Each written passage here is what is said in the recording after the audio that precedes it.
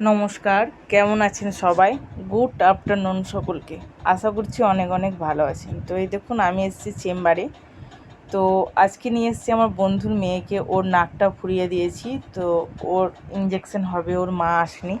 তো বাচ্চাটা খুব কান্নাকাটি করছিল, ওর বাবা নিয়ে এসেছিলো। তো আমি কীভাবে বাচ্চা সামলাচ্ছিলাম দেখুন, বাচ্চাটাকে কোলে নিয়ে আমি ইঞ্জেকশন করছিলাম। ওর বয়স 7 বছর।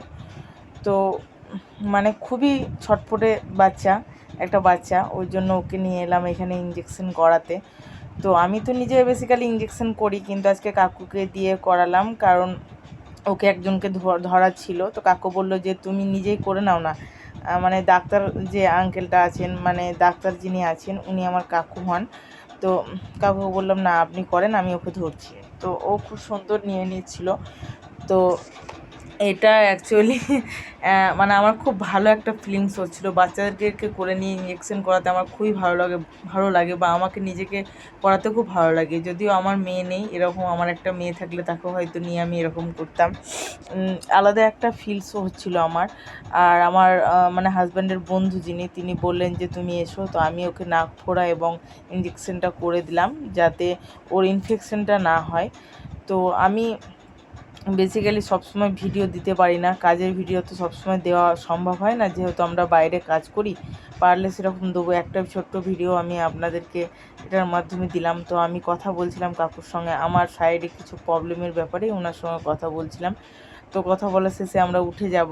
আর আমার মানে হাজব্যান্ডের বন্ধু উনি আমারও বন্ধু। তো উনি বলেছেন যে আমার কাছে কিছু খাবে, আমি এত হেল্প করেছি ওই জন্য। কিন্তু বেসিক্যালি আমি ফেভার নিতে পছন্দই করি না, একদমই পছন্দ করি না কেউ আমাকে ফেভার করুক। তো আমি বললাম যে না না আমি কিছু খাবো না। তো উনি বলছেন যে আমরা মুসলিম বলে খাবে না। না সেরকম কিছু না, আমি বাইরের বেসিক্যালি খাবার খাই না, কারণ আমার পিসিওডি হয়েছিল তখন থেকে আমি বাইরের কোনো তেল জাতীয় খাবার আমি খেতে পছন্দ করি না, আমি হেলদি নিজে বানিয়ে খাই। তো আমরা এবার দোকানের দিকে আসছি। আর বাচ্চাটা দেখুন আমাকে একদম ছাড়ছিল না, ও নিজের মাকে যেমন ভালোবাসে আমার সঙ্গে সেরকম করছিল।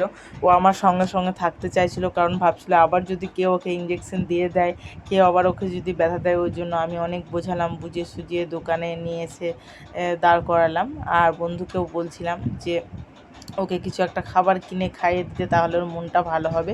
বাচ্চাটা একদম শান্ত হয়ে গেছে। এখানে লোকজনগুলো বলছিল বাহ, বাচ্চা তো খুব ভালোই মানে শান্তভাবে মানুষ করতে পারেন, বাচ্চাকে বোঝাতে পারেন। না হ্যাঁ, এটাই আমার কাজ।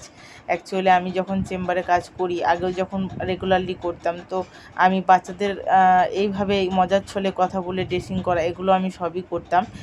তো এই দেখুন বাচ্চাটা কত কিউট। ও মানে আমার হাজব্যান্ডের বন্ধুর মেয়ে, যার কথা বললাম, ওর নামটা ঠিক আমার জানা হয়নি, নামটা আমি ভুলে গেছি। তবে ওর দাদার নামটা জানি সাদিরুল, তো নামটা আমি ভুলে গেছি। বাচ্চাটা আমার খুব ভালো লাগছিলো, ইচ্ছে করছিল ওকে আমি বাড়ি নিয়ে চলে আসি। তো আমার ছেলেটা একটু হিংসুটে, হ্যাঁ জানেন, আমার ছেলেটা না অন্য বাচ্চাদের অতটা পছন্দ করে না, ও চায় যে ওর মাই যেন ওর সঙ্গে থাক। তো আমরা কথা বলতে বলতে রাস্তার দিকে চলে আসছিলাম, কারণ আমার ওই বন্ধুটা খুব জোরাজুরি করছিল যে এতটা উপকার করলে তো এসো আমাদের সঙ্গে একটু কিছু খাওয়া দাওয়া করবে। আমি করলাম না, কিছুতেই আমি যাচ্ছিলাম না। তো আমি এবার ফিরে যাব বাড়ির দিকে, কারণ আমি না বলে বাড়ি থেকে হট করে বেরিয়ে এসেছি। আর আমার ছেলেও আমাকে দেখতে পায়নি। আর যদি দেখে যে এই বুনোটাকে আমি কোলে নিয়ে এরকম করেছি, তাহলে তো প্রচণ্ড পরিমাণে রাগ করবে। তো কেমন আছেন সবাই? তো আশা করছি এটা ব্লগটা দেখে একটু কেমন লাগলো জানাবেন। তো আপনাদেরও তো বাড়িতে বাচ্চা থাকে, তারা কেমন কি দুষ্টুমি করে আমাকে জানাবেন। তো আজকের মতন ব্লগটা